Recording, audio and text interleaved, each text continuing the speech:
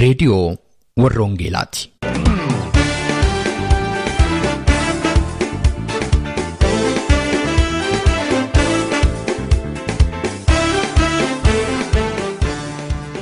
रेडियोन वर्रोंगेला tokkummaa waldooti Oromoo warroongeelaa Awurooppaatiin qophaa'e torbanitti si'a tokko guyyaa sanbadduraa dhaggeeffattoota biyyootii gaanfa Afrikaaf naannoo isaatiif akka lakkoofsa sa'aatii Itoophiyaatti galgala sa'aatii 12 hamma sa'aatii 12:00tti dambalii gabaabaa kiilooheerzii 15,515 yookaanis meetir baandii 19 irratti dhaggeeffattoota kibbaaf giddugaleessa Awurooppaatiif immoo akka lakkoofsa sa'aatii giddugaleessa Awurooppaatti galgala sa'aatii 21 hamma sa'aatii 21:00tti dambalii giddugaleessaa kiilooheerzii 1,355 irratti karaa intarneetaa immoo sululaan karaa www.egradio.org kan isin qaqqabu tamsaasa wangeelaati.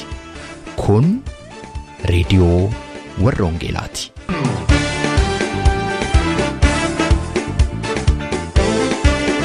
Harka fuunee dhaggeeffattoota keenya nagaan waaqayyoo isiniif baay'atu kanan isiniin jedhu qopheessaa sagantaa kana ana Roobsan Makkooti. Namoota waaqayyoo wanti adda godhu keessaatii inni tokko faarfannaadha. Namootni waaqayyoo yeroo gammachuun faarfatu, yeroo gaddaas hin faarfatu. Yeroo mo'ichaan faarfatu, yeroo ari'atamuus hin faarfatu. Faarfannootni faarfataman immoo haala yeruchaa, haala sabichi keessa jiru kan calaqqisiisanidha. Gidduu kana faarfannootni nuti karaa sooshaal miidiyaa kana dhageenyu isa kanaaf waabii ta'u jedhee yaada. Faarfattootni faarfannaa isaaniitiin haala hammaataa sabichi keessatti argamu fuula waaqayyoo ka'u. Sagantaa keenya har'aa keessatti keessummaa tokko qabnaa. Keessummaan keenya kun faarfataadha. Waa'ee gidiraa saba isaatii faarfachuu jaallata. Meeshaa muuziqaa ni taphataa, walaloo faarfannoota isaatii ofisaatiin barreessa. Akkana taphachiisetti faarfannoota 600 ol barreessee lafaa qaba. Hagammaatti CD 3 kan dhaggeeffattoota biraan ga'e si'a ta'u faarfannoota isaa warra teellanaa sararaan yookaanis online gabaarra oolche. Faarfannaa ittaanu kan yeroo dhaggeeffattan keessummaa keenya kanaa eenyummaa isaa bira geessu jedheen abdadha. Faarfannaa kana booda innumtuu eenyummaa isaa nutti hima. Egaa sagantaa keenyadhaa keessatti ergaa sagalee waaqayyoos yeroo itti dhaggeeffannu qabna. Haga xumura sagantaa keenyaatti obsaan akka nu waliin turtan kabajaanan isin affeera.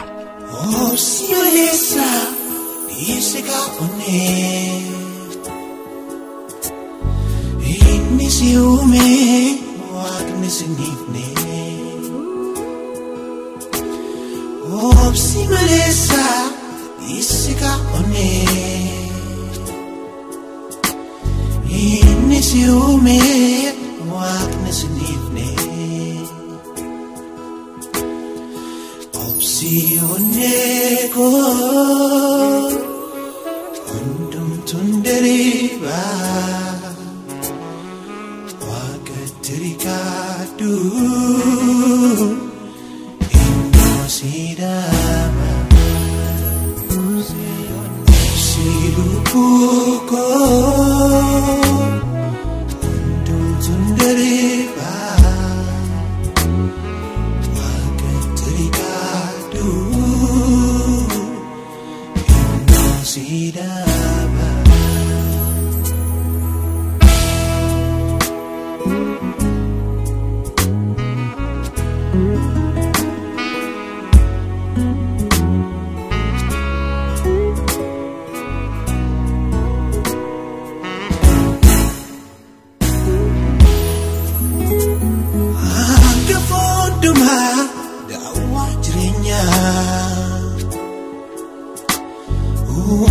Jala wagin sibena Angka punduma dawa jirenya Unduma jala wagin sibena Obsilupo Undum tunderiba Terika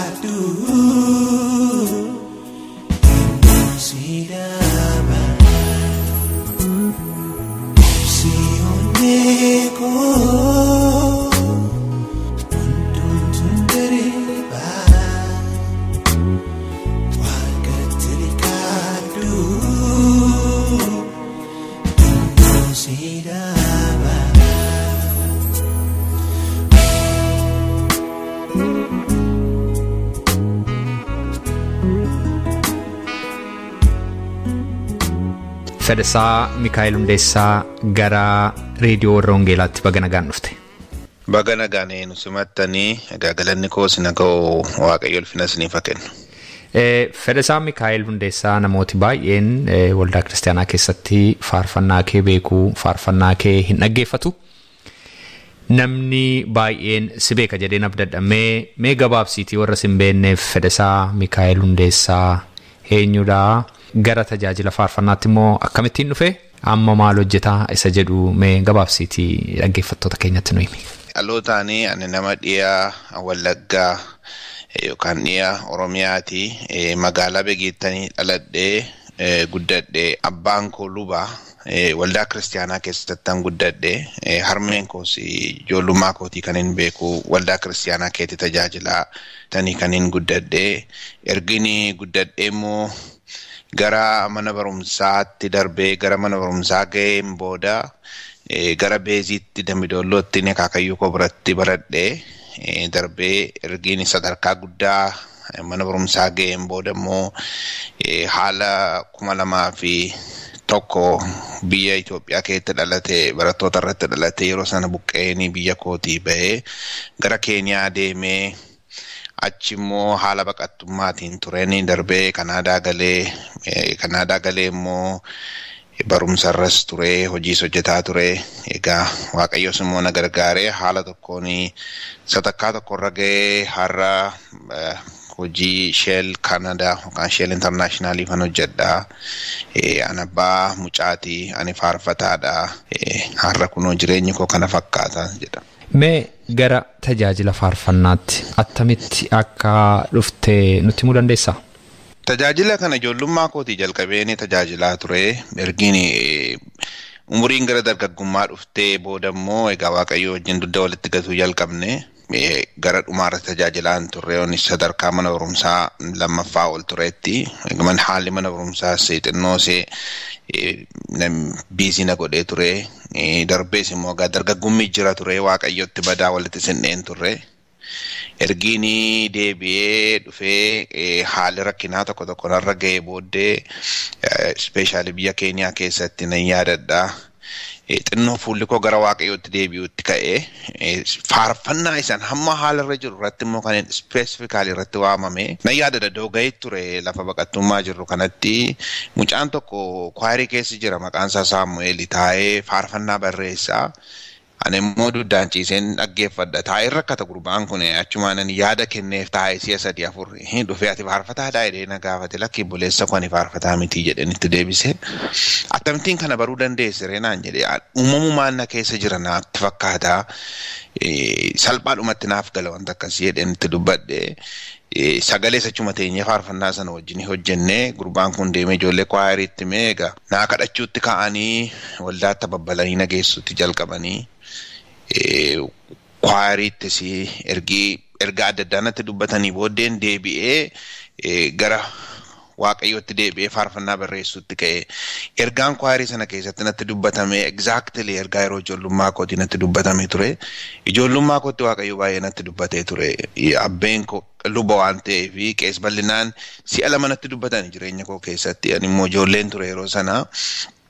Wanti isaan natti dubbatan kun gara fuulduraatti kan tajaajilu akkanii Waaqayyoo fi faarfannaan karaa addaatiin isa tajaajilu natti dubbataa turani. Akkanii waldaa Waaqayyoo ijaaru natti dubbataa turani.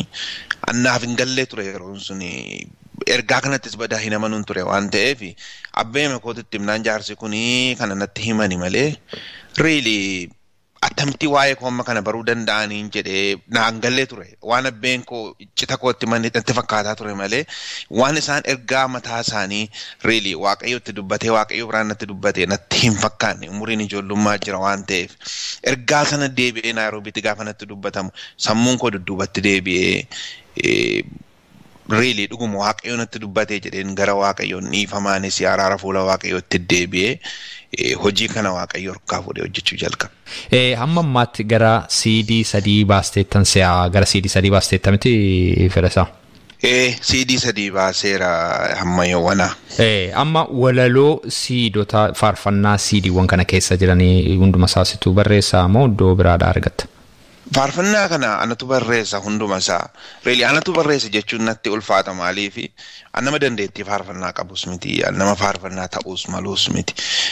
Qabeenyaan kun qabeenyaa Waaqayyooti. Waaqayyoon natti laannaanii har'a faarfannaa 600 olanii barreessee ofirraa qaba. Yeroodhuma hafeeti malee akka Waaqayyoon naaf kennuuf reeli nama yeroo waggaatti miti guyyaatti faarfannaa baasuu danda'udha, kaasitii baasuu danda'udha. Egaa haala jireenya biyya ormaa ta'ee abbaa maatii tabbaa ijoolleetii isa dudduubatti na qaba malee faarfannaan barreessa. Faarfannaa kana yeroo baay'ee yeroon barreessu tokkoon faarfannaa koo dudduuba yookaan imimmaan kootu jira, yookaan imimmaan namootan argetu jira, yookaan rakkina saba kootiitu jira.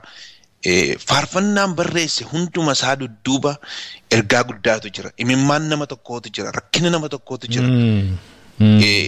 Waan ituun hin argin faarfannaa hin barreessu. Lafan deemu hundumaatti wanta sammuu kona tokkotu jira. Yeroo sana yeroon Waaqayyoo fuulduratti kufu Waaqayyoo deebii naaf kennuudha. Faarfannooti sun hundumti isaanii gatii guddaa baatanii jiru. Faarfannootni ergaa qabu, ergaa Waaqayyoo biraa dhufe qabu, seenaa dubbatan qabu. Faarfannootni yeroo hundumaa bara keessatti faarfatan agarsiisu, rakkina saba sanaa agarsiisuu danda'a akkati jettee. Ergaa Waaqayyoo namatti dubbatu garagaraa dabarsuu danda'u. Yeroo faarfannoota kana barreessitu amma akkati natti himtetti walaloo faarfannoota 600 waliin barreessee jiratte kun really baay'ee nama ajaa'iba. Yeroo argattee maatiin jira, jireenyi biyya alaa jira, olii gadi jireenyaaf fiiggachuun kun jira. Isuma biraan immoo gadi teessee hojii Waaqayyoo itti si waame kana hojjechaa jiraachuun kee dhugumaan baay'ee namatti tola. Ulfina isaa Waaqayyoo haa argatu. Attamitti sii dhufa walaloon yeroo teessee barreessitu? Eessaati burqaansaa? Attamitti sii dhufame kana nutti himee gabaabsiiti. Burqaansaa kun baay'ee really amma yeroo baay'ee takka iyyuu manuma keessaati manaa kanatti dheekkamti. Guyyaa yeroo sammuun kana tuqamee jedhee yeroo kan baay'ee gaddee deemee rafuun halkan irba keessaa ka'a yeroo baay'ee. Really yaadadhu yeroo baay'ee ka'ee gitaara taphachuu koyyuu mana keessaan lolamuu koon arga malee ganama hin maraattee nama naan jechuun arga malee yeroo baay'ee halkanan ka'ee kiiboordii taphadhaa, gitaara taphadhaa. Faarfannaan sun faarfannaa baay'een yeroon ribaan ka'u already walaloo sammuu koo keessa jira. Taa'ee takkaa faarfannaa hir'iseetti dabalee hin beeku.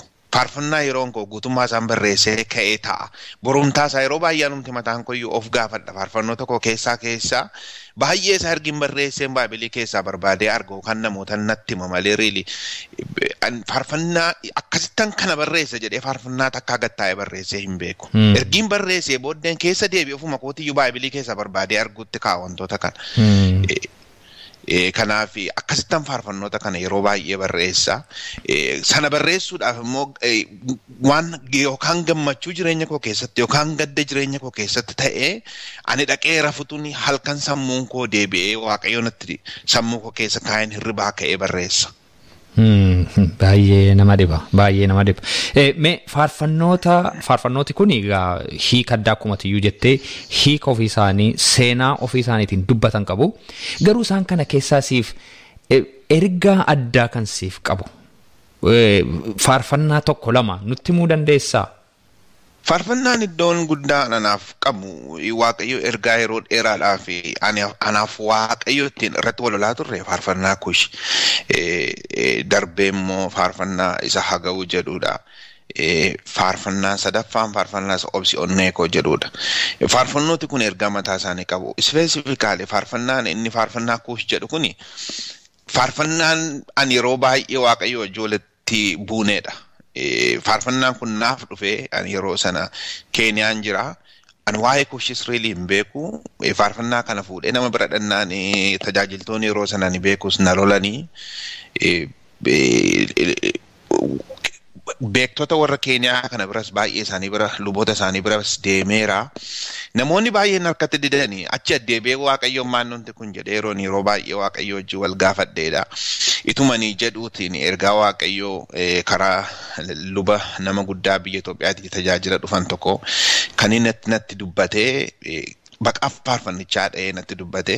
Ergasiin deebi'ee faarfannoota kana kitaaba baay'ee dubbisuutti ka'e waa'ee Kuush. Kitaaba baay'een dubbisee beekumsas waa'ee Kuush kana jedhu saba kamiin akka inni ta'e ji'oogiraafikaalii eessa akka inni ka'e maaliin akka inni deemu gara kamitti akka inni deemu sammuu koo bal'isee kan qoradhu kan na godheedha faarfannaan suni.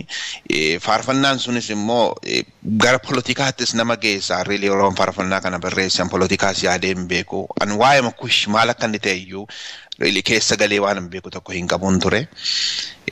Garuu immoo har'a Waaqayyo na galatu. Kuush isa jedhu kana uummata saba keenya biratti yaada gara akka inni godhatu faarfannaa godheedha. Namoonni baay'een kana dhugaanaaf ba'u. Yeroo sana na gaafataa turani. Har'a garuu ijoollee ol adeemtuu keessaa namni Kuush maal jechuu akka inni ta'e eenyuun akka inni bakka bu'u namni wallaale hin jiru. Har'a Waaqayyoon haa galateeffamu. Mee faarfannaa kana dhageessisuu dandeessaa sagalee keetiin fedhasa? Kuush harkasaa Waaqayyootti ni bal'isa. Kuush harkasaa Waaqayyootti ni bal'isa. Kuush harkasaa Waaqayyootti ni bal'isa. Kuush harkasaa Waaqayyootti ni bal'isa.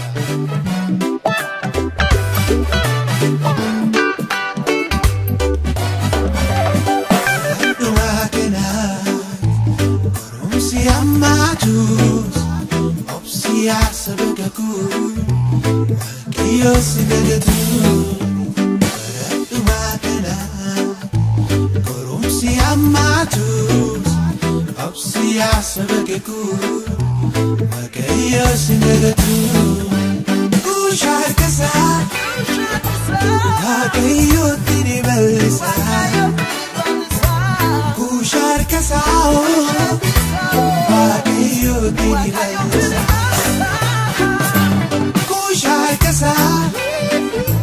Waaqayyootti ni bal'isa.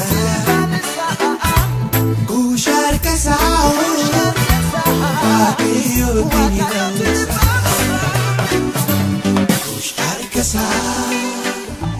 Waaqayyootti ni bal'isa. Kuush harkasaa Waaqayyootti ni bal'isa. Kuush harkasaa Waaqayyootti ni bal'isa.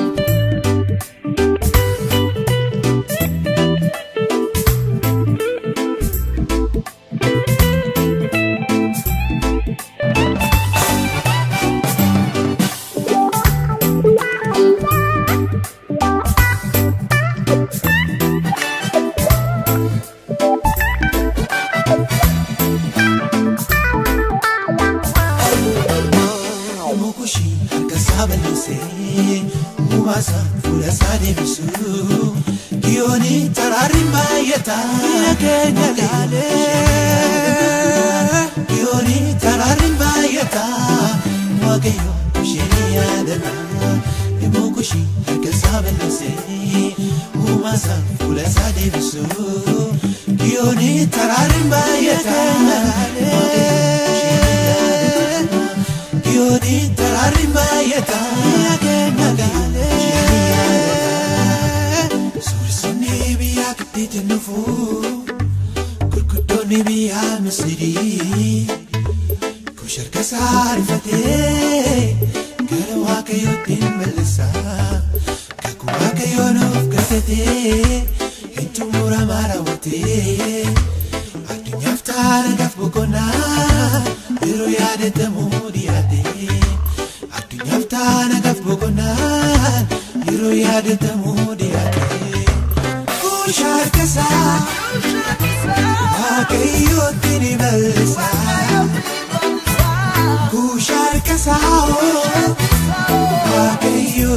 bal'isa. Kuush harkasaa Waaqayyootti ni bal'isa. Kuush harkasaa Waaqayyootti ni bal'isa.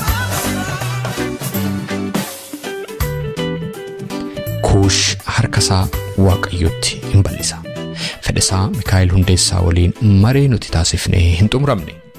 Isa hafe immoo torbee itti deebina. Dhaggeeffattoota keenyaa kun reediyoo warra Wangeelaati. Sagantaan keenyaa itti fufa. Tamsaasni keenya yeroo hundaa sanbata dura sa'aatii 12 hamma sa'aatii 12:00 akka lakkoofsa Itoophiyaatti jechuudha. Kiiloo heerzii 15,515 irratti darbaa karaa weebsaayitii keenyaa uoece.org yookaanis immoo egradio.org, soundcloud.com, Facebook fi YouTube irrattis nu hordofuu dandeessu. Dabareen kan sagalee waaqayyooti. Ergaa sagalee waaqayyoo har'aa kan nuuf fiduu hojjetaa wangeelaa Gammachiis Karrasaati waliin hacaqasnu. Sagalee waaqayyoo keessaa har'a walii wajjiniin kan nuyi ilaallu sagalee raajicha Isaayiyaas barreeffame boqonnaa 63 lakkoofsa 15 hamma 19tti hamma dhuma isaatiitti isa jiruudha. Sagaleen kuni sagalee sabni waaqayyo sabni Israa'el biyya Baabiloonitti yeroo galaa ta'ee booji'amee jirutti waaqayyo isaa isa waaqarra jiru waaqarras jiraatu isa waaqarraa immoo nama ilaalee nama gargaaru kana yeroo isaan bu'anitu argina. Sagalee kanan dubbisa maqaa gooftaa Yesuus Kiristoosiin amma. Yaa waaqayyo waaqarraa gadi ilaali iddoo keessa qulqullaa'aaf ulfina qabeessa nu milladhu. Hinaaffaan keef aangoon kee meerre gara laafummaan kee o'a kee nu dhowwatte moo? Yaa waaqayyo ati abbaa keenya Abrahaam nun beeku yoo ta'e iyyuu Yaaqoobis nu yaadatu yoo ta'e iyyuu ati garuu abbaa keenya furii keenya maqaan kees kan bara baraati. Yaa waaqayyo maaliif karaa keerraa nu kaachiftaa? Nuyi akka sin sodaannessi maaliif garaa keenya jabeessitaa? Garboota keetiif gosa warra dhuunfaa kee ta'aniif jedhii deebi'i. Sabni kee inni qulqulluun yeroo gabaabaa duwwaadhaaf iddoo kee isa qulqulluu dhaala godhatee ture. Amma garuu diinonni kee iddoo keessa qulqulluu miillaan hin dhiitanii. Nuyi akka warraa ati takkaa mootii isaanii taatee hin beekne hin taane warra dur maqaa keetiin waamanii hin beeknes hin fakkaanne jedha. Sagalee kana sabni Israa'el akkuma nama dubbadhee ture yeroo booji'amanii biyya Baabiloonitti fudhatamanitu akkas jedhanii dubbatani. Yaa waaqayyo jedhanii waaqayyo kana sabni Israa'el akkaataa inni itti beeku akkaataa addaa garaati akkaataa baay'eedhaan waaqa kana beeku. Waaqayyoonni isaa waaqeffatan waaqni Abrahaam waaqni Isihaaq waaqni Yaaqoob kun waaqarra waaqa jiraatu akka ta'etti amanu. Waaqni waaqarra jiraatu kun furii isaanii akka ta'e waaqa dhaala isaanii waaqa dhuunfaa isaanii akka ta'ettitu amanu sabni Israa'el. Haa ta'u iyyuu kana fi waaqayyo yeroodhaa gara yerootti bifa adda addaatiin yeroo isaan cubbuu hojjetan dabarsee harka Amoorotaatti harka warra Filisxeemotaatti harka warra Baabiloon kanatti dabarsee laachaa ture. Iddoo kana irratti sabni Israa'el kun egaanii harka warra Baabiloonitti kennamanii turani. Sana keessa ta'aniitu waaqayyo maaliif waaqarra inni jirtu kun gadi nu ilaaltu? Mee waaqarraa gadi nu ilaali. Waan nuyi keessa jirru kana keessatti ati nu furi. Teessoon kee ati waaqarraattiin jedhaniitu waaqayyotti iyyuu turani gargaarsaaf. Waaqayyos waaqarraa akka inni gadi isaan ilaalu hin beeku turani. Waaqarra jiraachuu waaqayyoo duwwaatu hin ta'ini waaqni kuni inni waaqa jedhanii ol ilaalan kuni iddoo qulqullaa'aa iddoo buufata waaqayyoo akka ta'ettis hin amanu sabni Israa'el. Kanaaf waaqayyoon gargaarsaan humna gargaarsa isaatiitiin akka inni isaan mil'atu barbaadu. Darbeemmoo waaqayyo kuni waaqarraa gadi yoo isaan ilaale akka inni lamuu jaalalaaf araaraan isaan qaqqabatu barbaadu turan. Darbees ammas waaqayyo kuni raawwate akka inni haala isaan keessatti badiidhaaf saaxilamanii mancaanii karaa waaqayyo irraa fagaataa jiran kana keessatti akka inni raawwatee isaaniin ilaalle barbaadu. Kanaafitu waaqayyo ati waaqarraa nu ilaali maaloo al takkaa deebi'i nu milladhu takkaa si beenna turre amma garuu takkaa waaqayyo ati mootii isaanii taatee warra irratti mootii hin beekne fakkaanneeti. Yaa waaqayyo nuti sitti keessummaa fakkaanne kanaafi nutti araarami nuuf si gidduutti araarri haa ta'u jedhaniitu waaqayyoon kadhatu turani. Gargaarsaaf gara waaqayyootti boo'u turan. sababiinsaa walitti dhufeenyi isaanii yookaan afaan keenyaan hariiroo isaan qabaachaa turan kun gargar citeetu ture jala isa gargar cite kana nuuf deebisi yaa Waaqayyo biriijii qabaachaa turte yookaan riqa qabaachaa turte karaa abbaa keenya Abrahaam karaa abbaa keenya Yaaqoob isa qabaachaa turte walitti dhufeenya daandii irra al takka buune irraa kaanne sana amma isa nuuf deebisi nuuf sigidduutti hariiroo dhugaan haa jiraatuuti walitti dhufeenya dhugaan haa ta'uuti jedhaniitu Waaqayyootti boo'u turani kanaaf biyya Baabiloon keessatti gidiraa gurguddaa keessa ta'aniitu akkasitti dubbatu turan sabni kun Waaqayyo jedhani saba kee dhuunfaa kee kan ta'an garboota keef jedhiiti araara keef jaalala kee nutti agarsiisi ittiin jedhu waan isaan irra ga'e miidhama yeroo gurguddaa isaan irra ga'u sabni Israa'el amala tokko qabu ammas miidhama isaan irra ga'u kanaafi kiraayisisii gurguddaa isaan argatu kanaafi yeroo baay'ee of qoraniitu of ilaalu balaa gurguddaan gaafatti dhufu miidhama gurguddaan gaafa isaan argatu diinni dhufee salphaatti gaafa isaan booji'u egaa cubbuu keenyatu kana nurratti fide kanaaf kan nu saaxilee yakka keenya jedhu kanaaf of laaluu beeku turani Waaqayyo akkasitti saba kana saba of laalu godhee isa gargaareera amala gaariin kun jireenya saba Israa'el kana keessa tureera kanaaf hariiroon isaanii gargar cite kun akka deebi'uu fi haalli mancaan isaan keessa jiran kun akka jijjiiramuuf immoo Waaqayyotti boo'u turani Waaqayyoon abdatu turani abbaa isaanii Abrahaamiin yookaan Yaaqoobiin dhaadhatu turan miti akkas jedhanii dubbatanii lakkoofsa 16 kana irratti yoo Abrahaam abbaan keenya nun beeku ta'e Yaaqoobis yoo nu hubatu ta'e ati ammayyuu nuuf abbaa keenya ati ammayyuu nuuf firee keenya ati ammayyuu nu gargaaruu dandeessa amanannaan keenya siidha iji keenya gara kee ilaala Waaqayyo ati immoo araara keen kottu gara keenya gargaarsa kee humna gargaarsa keetiin al takka immoo deebi'iitiin nu ilaali jedhu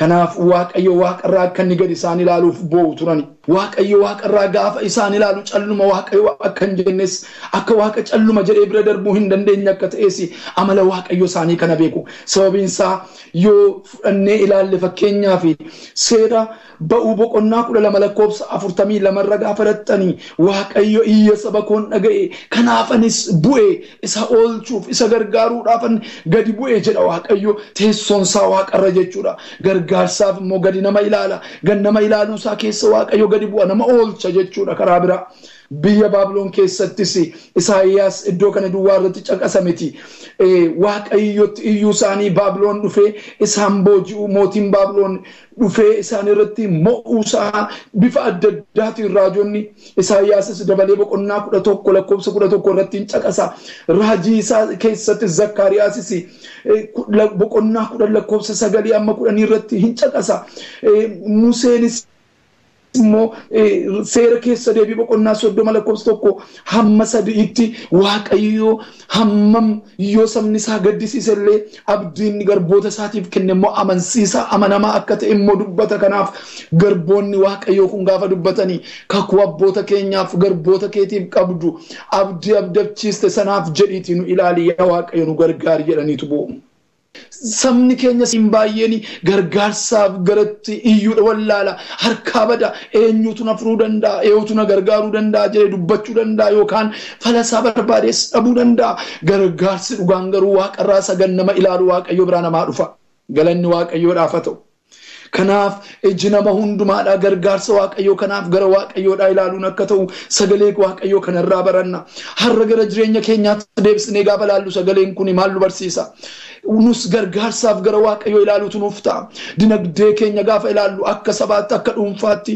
akka saba keenyaattis akka namoota gargaarsa barbaadaniittis siyaasa keenyaaf gara Waaqayyo ilaaluutu nuuf ta'a obboloota ko ammas bifa adda addaatiin rakkina keessatti kan kufne dhukkubaani gargaarsa adda addaa kan barbaannu bifa adda addaatiin karaansaa kan nurkaa bade gargaarsi dhugaan kan inni dhufu Waaqayyo abbaa biraa isa hundumaa danda'u Waaqayyo isa waaqarra jiraatu biraa akka ta'e sagalee Waaqayyo dhaamsa kana nuuf dhaama kanaaf saba waaqayyoo har'a haala keessa jirru keessatti kan nu gargaaru barbaanna ta'a. Dhukkubsattee jirta ta'a, hidhamtee mana hidhaa keessa jirta ta'a. Sagalee waaqayyoo kana gaafa dhaggeeffattu reediyoo kanaani har'aan sittan dubbadha, ofii kootti nan dubbadha. Hafuurri waaqayyoo jira sirra, hafuurri waaqayyoo jira naannoo kee, hafuurri waaqayyoo jira mirga kee, humni waaqayyoo jira si wajjin. Inni waaqarraa gadi bu'ee si furuu danda'u waaqayyoo abdii keeti. Har'as abdii kuttee kan jirtu, gara booda kee kan ilaalaa jirtu, waaqayyoo kana eegeen dhabe kan jettu, waaqayyoo abdii keeti, waaqayyoo si fura. Har'a saba waaqayyoo kottaa gargaarsaa fi gargaaraa ta'uu isaatiin kan beekame waaqayyoo keenya, waaqa Abrahaam, waaqa Isaaq, waaqa Yaaqoob kanaadha. Waaqayyo nu gargaara dinagdeetti, waaqayyo nu gargaara siyaasa keenyatti, waaqayyo nu gargaara haala jiraannu keessatti, waaqayyo nu gargaara miidhama nurra ga'aa jiru kana keessatti. Inni si furu waaqayyo si gargaara. Sagalee misraachoo kanaan waaqayyo afaan koo baneera har'a nan dubbadha maqaa gooftaa Yesuus Kiristoosiin. Ardii kana hundumaarra kan jirtani, ba'aarra lixarra kaabaaf kibbaan kan jirtani, dubbii waaqayyo kana dhagaa kan jirtani, maqaa gooftaa Yesuus Kiristoosiin gargaaraa dhugaan waaqayyo isa waaqaaf lafa uumeedha. Gargaarsi waaqayyo iddoo jirtaniif haala jirtan keessattis na argatu. Har'a dubbiin waaqayyo kun laphee keessan argatu, jireenya keessan haala keessan haa jijjiiru. Sagalee waaqayyo isa dhageenya kana waaqayyo nuuf eebbisu. Maqaa isaa qulqulluuf amanamaadhaaf jedhee ameen. Yaa waaqayyo dubbii kee kanaaf galanni guddaan siif haa ta'u. Akka dubbii keetitti gargaaraa amanamaan ni taate waaqayyo nu gargaaruuf, saba keenya gargaaruuf, lafa kanarra kan jiraatan saba si beekuuf, si hin beekne hundumaa qaqqabuuf, humna gargaarsa keetiin of mul'isuun jaarraa jiraannu ana keessatti hojii dinqisiisaa kanaan hojjettee nu agarsiisuun jaalala kee haa ta'u. Gargaarsa kee irraa kan ka'e kan miidhame, kan hidhame, kan rakkate hundumtuu haalli isaa jireenyi isaa jijjiirame ulfina kee argee galata siif laachuu akka danda'uuf akkati ishee gargaartu, akkati isa gargaartu maqaa gooftaa Yesuus Kiristoos nama Naazreetiin jaalala kee haa ta'u. Dubbii kee isa amanamaaf qulqulluu kanaaf si haa galatu maqaa Yesuus Kiristoos nama Naazreetiin ameen.